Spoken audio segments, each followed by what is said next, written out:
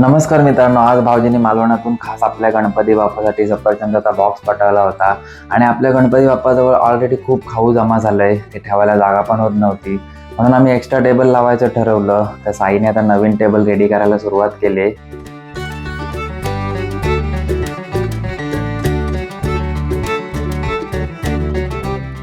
आता आपलं नवीन टेबल पण एकदम रेडी आहे. टेबलला जागेवरती सेट केलं आणि आता आरतीचा टाइम पण झालाय. आपले पुजारी पण रेडी होऊन आलेत आणि आता आपले काका पण आलेत आणि आता ते आरतीची प्रॅक्टिस करतायत.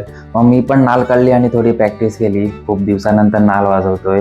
आता काकी पण आले आणि सगळेजण मिळून आरत्या पाठ करतायत.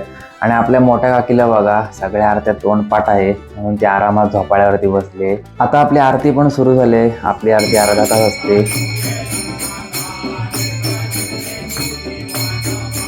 आता आरती संपली आहे आणि आज आरतीच्या प्रसादाला सफरचंदच आहेत.